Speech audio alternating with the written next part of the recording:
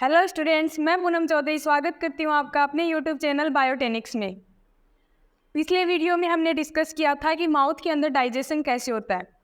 अब हम माउथ के बाद में जितने भी डाइजेस्टिव सिस्टम के जो ऑर्गन हैं, एलिमेंट्री कैनाल के जो ऑर्गन हैं, उनके बारे में डिस्कस करेंगे। तो हमने पहले डिस्कस किया था कि डाइजेस्टिव सिस्टम के अंदर कौन कौन से ऑर्गन आते हैं, माउथ के अंदर डाइजेशन कैसे होता है। हमने पढ़ा था कि माउथ के अंदर डाइजेस्ट होकर के बोलस का फॉर्मेशन हो जाता है। जब फूड के अंदर फूड पार्टिकल्स थे, उनके अंदर सलाइवा मिक्स हो जाती है तो उसे बोलस बोला जाता है। बोलस, उसके बाद में मैंने आपको बताया था कि बोलस जो है वो फेरिंग्स में जाता है, जो कि डाइजेस्टिव सिस्टम का पार्ट है। तो हमने पढ़ा था फेरिंग्स में जो बोलस है वो जाता है। फेरिंग्स एक ऐसी जगह है डाइजेस्टिव सिस्टम की, डाइजेस्टिव सिस्टम को हम देखें तो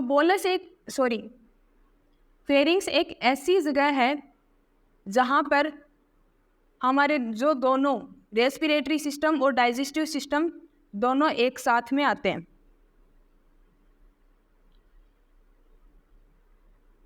ये हमारा रेस्पिरेटरी सिस्टम का जो ट्रैक होता है नोज से और माउथ से, यहाँ पर होता है हमारा फेरिंग्स। इसे बोला जाता है ओइसोफिंगस।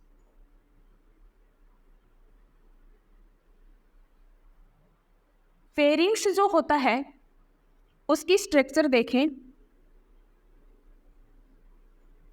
इस प्रकार की होती है। मैं आपको अलग पेन से ड्रॉ करके बताती हूँ।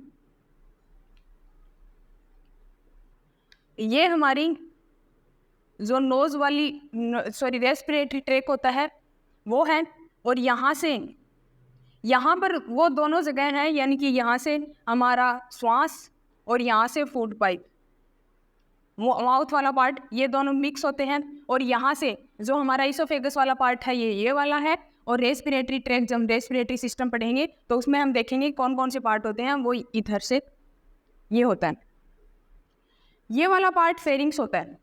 अब जब हम श्वास लेते हैं, आपने कभी ध्यान से देखा हो, जब हम श्वास लेते हैं तो हमारा जो फूड पाइप है उसके ऊपर एक ढक्कनुमा संरचना, जैसे कि आपने 12th क्लास में ही पढ़ा होगा और बीएससी एमएससी के अंदर जो है उसमें पढ़ते हैं, यहाँ पर एक स्ट्रक्चर होती है जिसे आप एपिग्लोटिस बोलते हो। एपिग्लोटिस, जिसे हिंदी में बोला जाता है घाटी ढक्कन। एपिग्लोटिस क्या काम करता है? जब हम पूरे दिन श्वास लेते रहते हैं, चीज़ों को बहुत, मतलब कि एक टाइम पीरियड होता है उसी के अंदर हम निकलते हैं। तो जब हम निकलते हैं तब हमारी श्वास वाली नली जो होती है वो बंद होती है, यानी कि यहाँ पर एपिग्लोटिस रहता है, वो अधिकतर टाइम हमारी फूड पाइप को कवर किए रहता है और हमारी सांसें चलती रहती हैं। यदि बाई चांस, यदि भूल से भी हमारी जो श्वास वाली नली है उसके अंदर यदि थोड़ा सा फूड पार्टिकल, तो बहुत बड़ी चीज़ है, यदि वाटर का भी थोड़ा सा पार्ट यदि चला जाता है, वाटर मॉलिक्यूल भी यदि चला जाता है, तो भी हमारी श्वास नली है उसमें रुकावट पैदा हो जाती है, जिसके कारण अधिकांश हमें हिचकी आने लग जाती है। क्योंकि ये जो एपिग्लोटिस होता है इसके ऊपर हमारा जो ब्रेन होता है, जब हम नर्वस सिस्टम वाला पार्ट पढ़ेंगे तब हम पढ़ेंगे कि जो एपिग्लोटिस होता है उसके ऊपर कंट्रोल कौन सा पार्ट करता है। तो इसके ऊपर ये जो एपिग्लोटिस होता है उसके ऊपर हमारा ब्रेन काम करता है। ब्रेन कंट्रोल करता है, और ब्रेन एक बार में एक ही चीज़ के ऊपर फोकस कर सकता है, एक ही चीज़ को कंट्रोल कर सकता है। जब हम सोचते कुछ और हैं और करते कुछ और हैं, मतलब कि यानी कि जल्दी जल्दी खाना खा रहे हैं या फिर जल्दी जल्दी बोल रहे हैं और हमारा दिमाग कहीं और सोच रहा है, तब क्या होता है कि ये एपिग्लोटिस थोड़ा सा हिल जाता है, जिसके कारण वाटर मॉलिक्यूल हमारी जो रेस्पिरेटरी ट्रैक है उसके अंदर चला जाता है, जिसके कारण हमें हिचकी आने लग जाती है। क्योंकि हमारे फेफड़े जो होते हैं, डायफ्राम की मदद से जो फेफड़े होते हैं वो बाहर की तरफ उसे पुश करते हैं, इसीलिए हमें हिचकी जो आती है वो हमेशा बाहर की तरफ आती है, कभी भी अंदर की तरफ नहीं आती है। इसीलिए जब बोला जाता है कि जब भी हिचकी आती है तो बार बार जल्दी जल्दी हमें पानी पीना चाहिए, नहीं पीना चाहिए। क्यों? क्योंकि एक तो पहले ही हमारे रेस्पिरेटरी ट्रैक का उसके अंदर छोटा सा मॉलिक्यूल जो है वो फंसा हुआ है, पहले ही हमारे रेस्पिरेटरी सिस्टम को बहुत ज़्यादा मेहनत करनी पड़ रही है। यदि हमने जल्दी जल्दी पानी पिया तो फिर इससे जाने की संभावना होती है। जब हम खाना खाते हैं तब भी हमें कुछ पार्टिकल यदि चले जाते हैं तो हमें खांसी आने लग जाती है, तब भी बोला जाता है कि हमें पानी पीना चाहिए, लेकिन नहीं पीना चाहिए।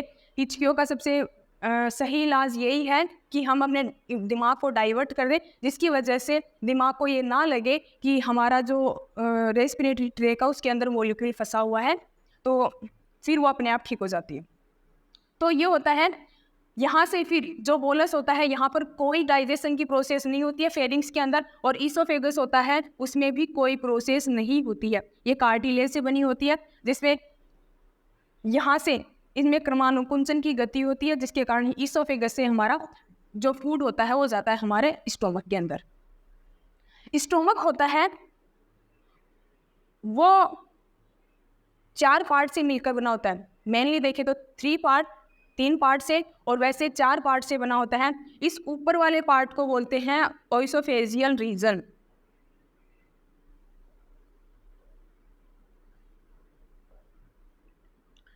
ये जो पार्ट होता है मेनली, ये जो आगे मैं स्टार्ट करूँगी, इन्हीं को जो हमारे स्टमक है उसका पार्ट माना जाता है।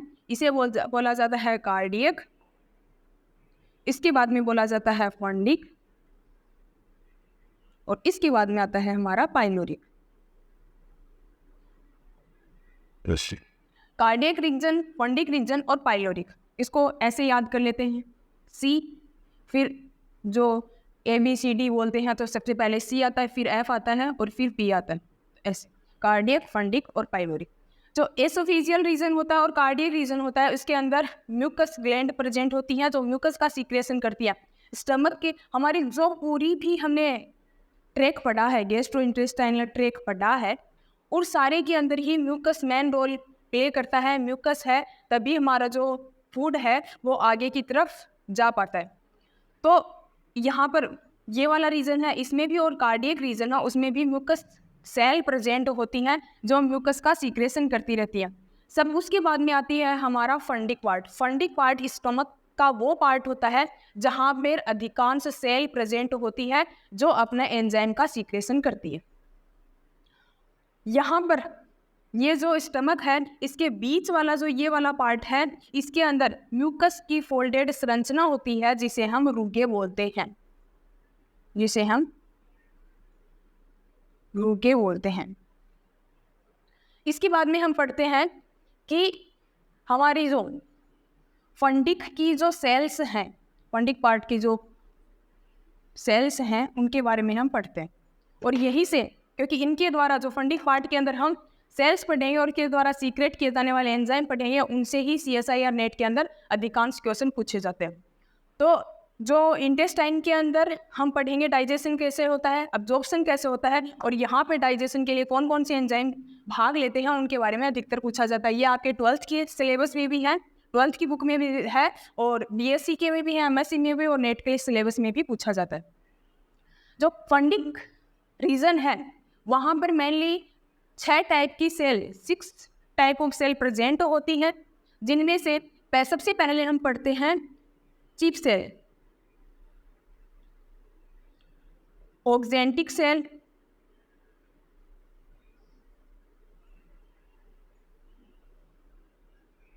जी सेल, फोर्थ हम पढ़ते हैं हमारी D सेल, 6 पढ़ते हैं ECL सेल, और 6 पढ़ते हैं म्यूकस नेक सेल। देखिए, सी सेल होती है उसको हम अलग नाम जाइमोजन सेल भी बोला जाता है। इसे हम पेप्टाइड सेल भी बोलते हैं।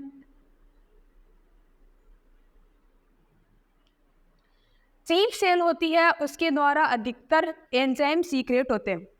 3 टाइप के एंजाइम सीक्रेट होते हैं। इनके द्वारा ये जो सीक्रेशन है, इनके द्वारा जो सीक्रेशन होता है उनके बारे में अधिकतर क्वेश्चन पूछे जाते हैं। तो देखो, जो चीफ सेल होती है उनके द्वारा 3 प्रकार के एंजाइम स्रावित किए जाते हैं, सीक्रेट किए जाते हैं, जिसमें पहला आता है आपका प्रोरेनिन,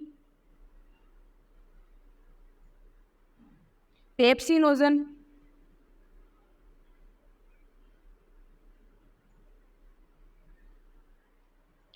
चीफ सेल होती है, उसके अंदर आपका प्रोरेनिन, पेप्सिनोजन और गैस्ट्रिक लाइपेज एंजाइम सीक्रेट किए जाते हैं। उसके बाद में जो ऑक्जेंटिक सेल होती है, इसके द्वारा जो सीक्रेट किया जाता है वो होता है HCl, जिसे हम आमतौर पर गैस्ट्रिक जूस भी बोलते हैं।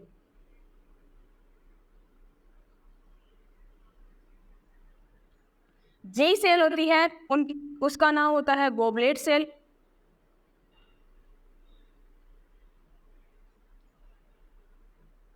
डी सेल होती है, ECl सेल की फुल फॉर्म होती है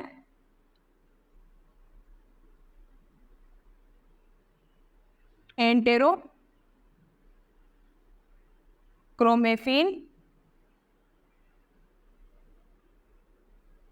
लाइक सेल।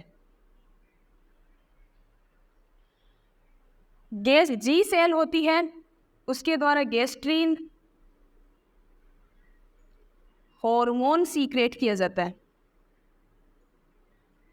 मैंने क्या बोला, इसके द्वारा गैस्ट्रीन हार्मोन सीक्रेट किया जाता है।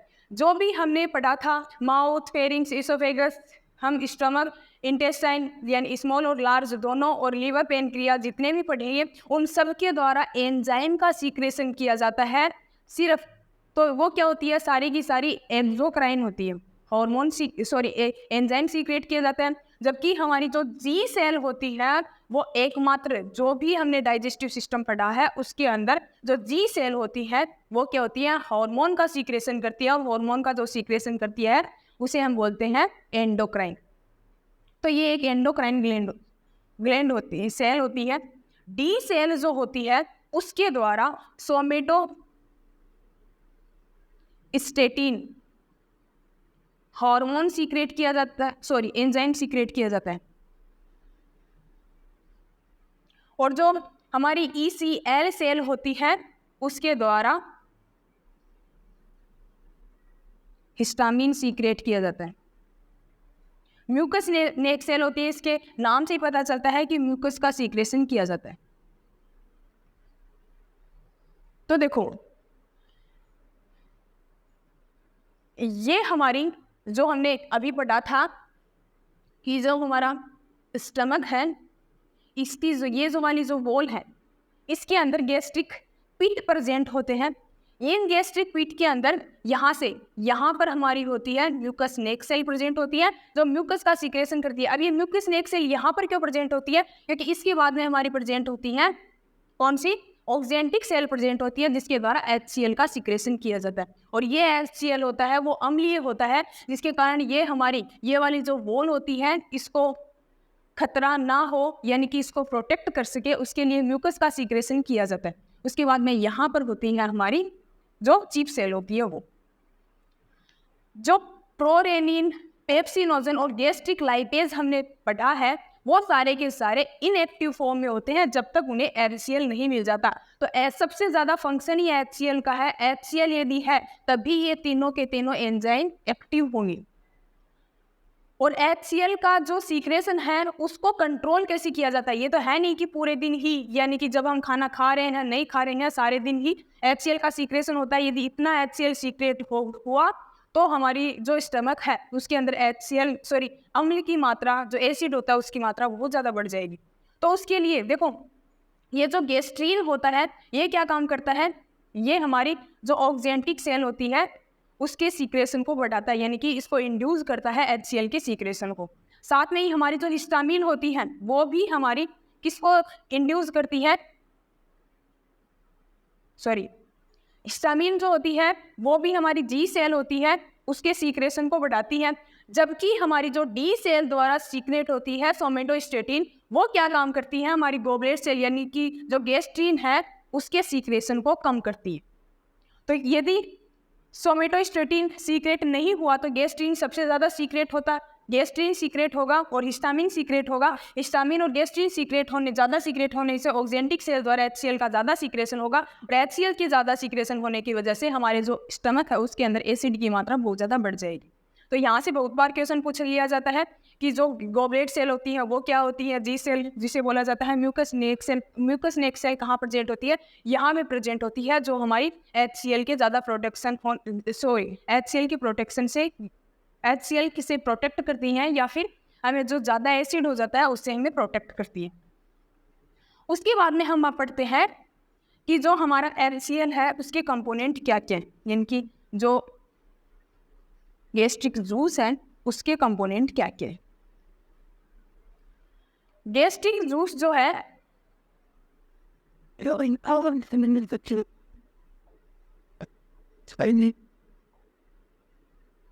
HCl है उसके कंपोनेंट के अंदर ये पर डे 1.3 से 1.5 लीटर पर डे सीक्रिएट होता है।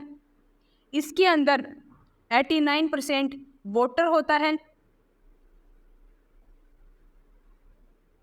साथ में इसके अंदर जो 11% बच गए हमारे वो ऑर्गेनिक और इनऑर्गेनिक कंपोनेंट होते हैं, जिसमें कि हमने एंजाइम्स पढ़े।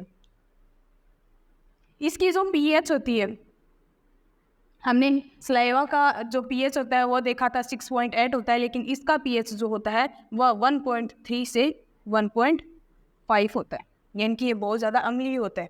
जबकि हमारी बॉडी का जो पीएच है वो 7 के समथिंग ही होता है, क्योंकि जब हम लीवर के अंदर जो बाइल जूस है उसका सीक्रेशन देखेंगे तो वहाँ पर हम देखेंगे 7.7 होता है, जो सलाइवा होता है उसका 6.8 होता है, तो समथिंग 7 के समथिंग होता है, यानी कि उदासीन पीएच के बराबर ही होता है। सिर्फ स्टमक का जो पीएच है वो 1.3 से 1.5 होता है।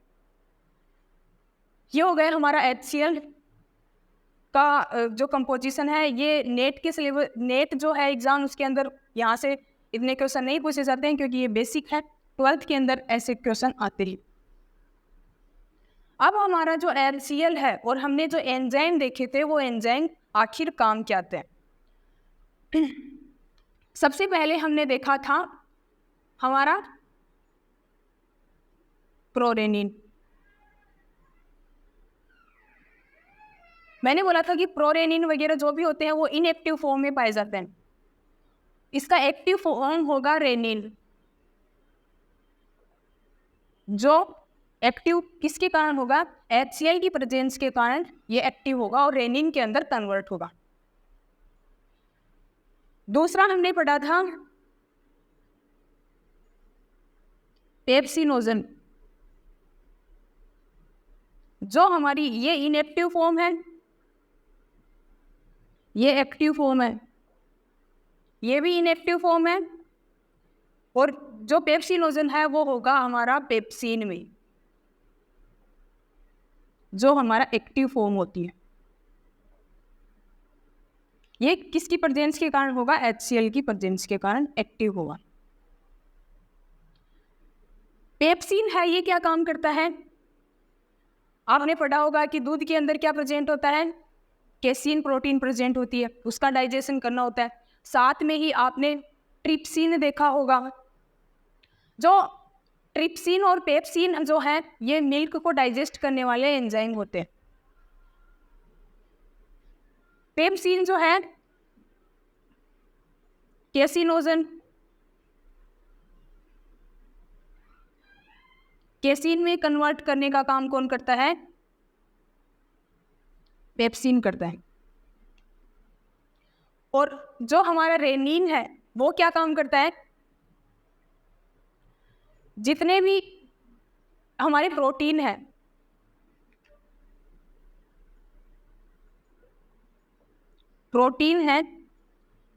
इनको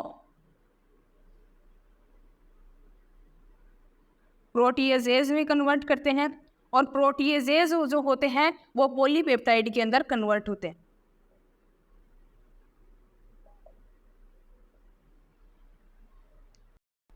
तो ये हो गया इनका फंक्शन।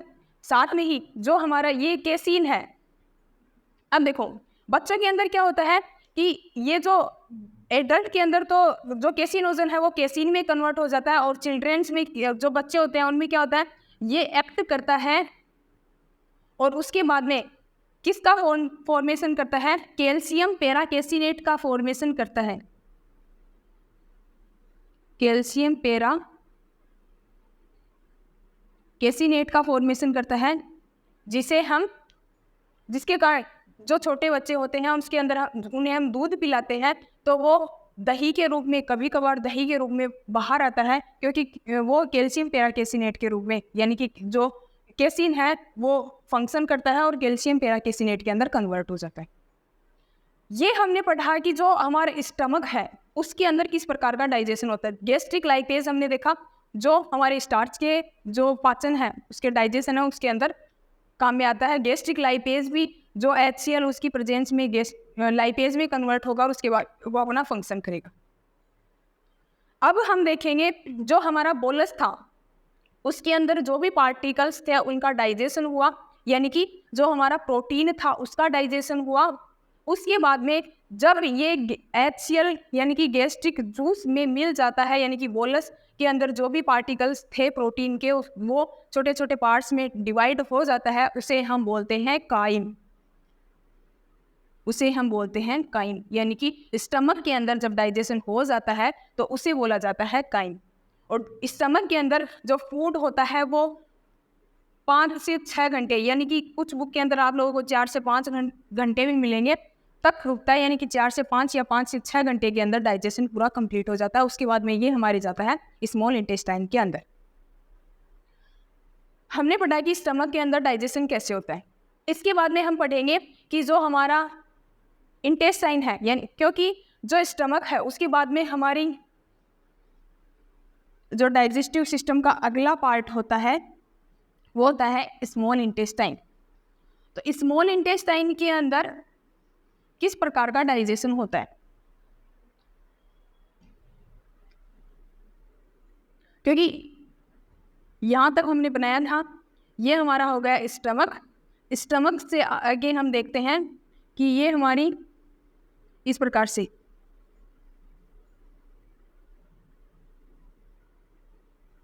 ये बाहर वाली हो गई हमारी लार्ज इंटेस्टाइन और अंदर वाली हो गई स्मॉल इंटेस्टाइन। स्मॉल इंटेस्टाइन में आता है। कुछ बार हम देखते हैं, कुछ बार क्या अधिकतर बारी हम देखते हैं जब हमें वोमिटिंग होती है तब हमारा जी मचलाने लग जाता है, हमारा सिर भारी हो जाता है। क्यों होता है? क्योंकि यहाँ पर गैस्ट्रिक स्फिंक्टर पाया जाता है, जिसे हम या तो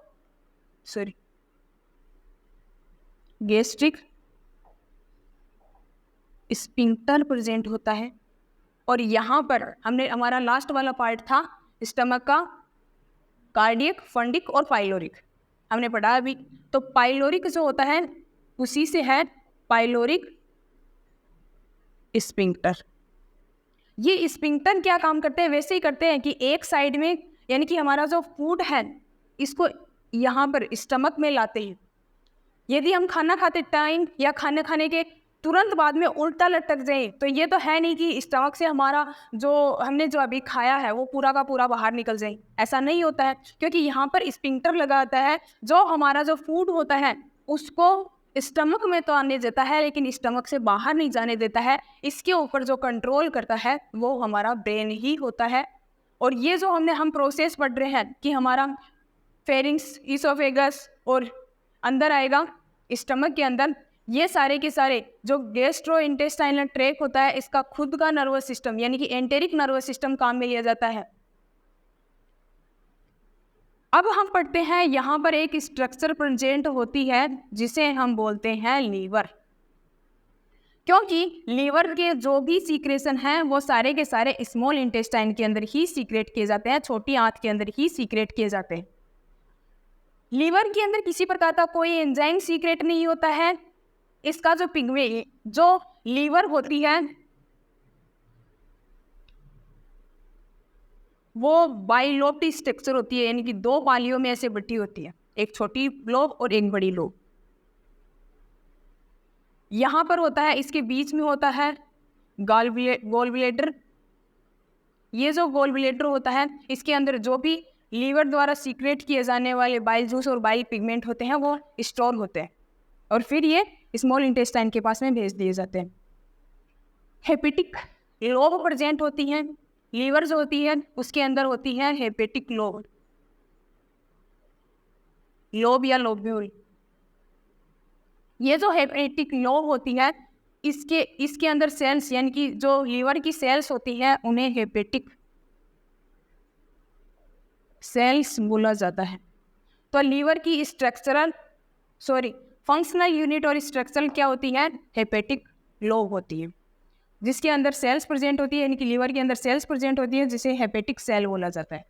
हेपेटिक सेल्स जो होती है उसके द्वारा एक जूस सीक्रेट किया जाता है, जैसे कि हमने पढ़ा था कि गैस्ट्रिक जूस सीक्रेट किया जाता है, वैसे ही यहाँ पर जूस सीक्रेट किया जाता है जिसे बोला जाता है बाइल जूस।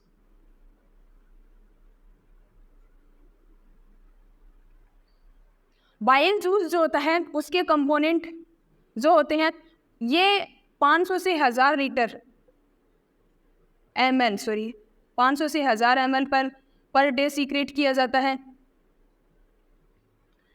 इसका जो कंपोजिशन होता है इसमें 89.1% वाटर होता है, बाकी का जो बच गया इसमें ये होता है वाटर, बाइल साल्ट होता है, बाइल सॉल्ट जो होता है वो 0.03% होता है, और बाइल पिगमेंट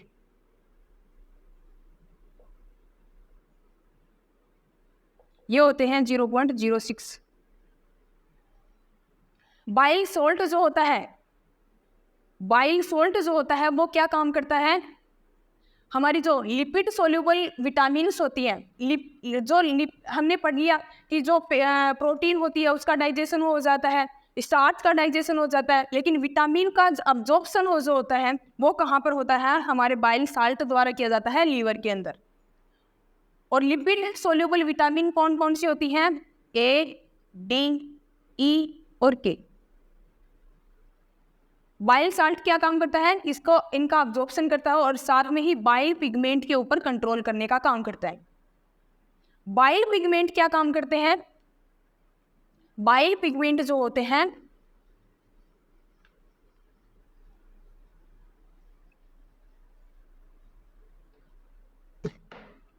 हम पढ़ रहे हैं लीवर, जो बाइल पिगमेंट होता है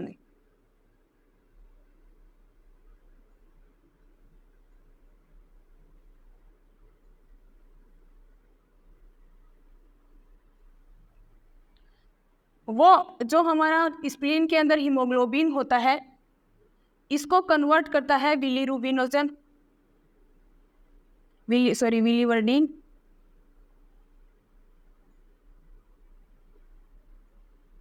और बिलीरुबिन में। ये बिलीरुबिन और बिलीवर्डिन है, ये मीजोबिलीरुबिनोजन में कन्वर्ट होते हैं,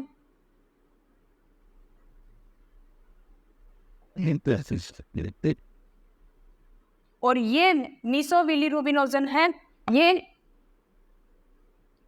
स्टिकोबिलीरुबिनोजन में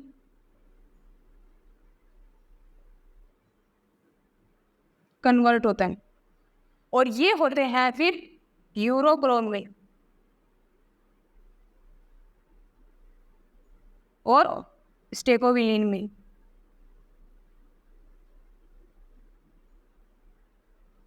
स्टेकोबिलिन जो होता है वो हमारा जो वेस्ट होता है, ह्यूमन वेस्ट होता है, उसको कलर प्रोवाइड करता है, और यूरोक्रोम जो होता है वो हमारे यूरिन का जो कलर होता है उसको डिसाइड करता है।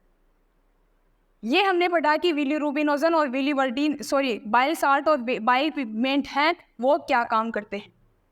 इसके अलावा जो लीवर होती है उसके अंदर जो पेनक्रियाज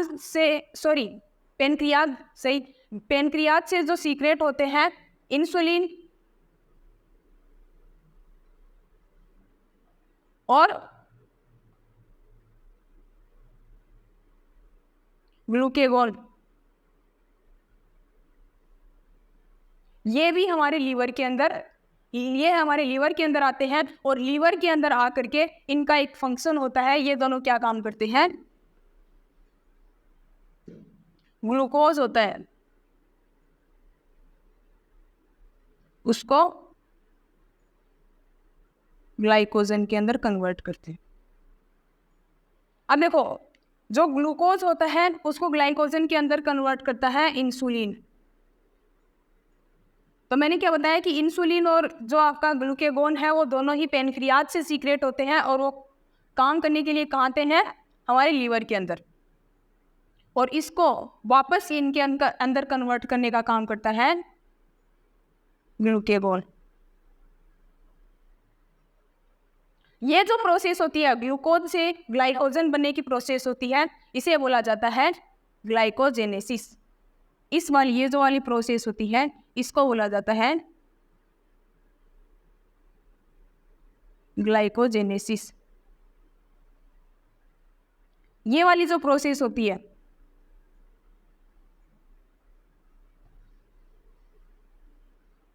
इसे बोला जाता है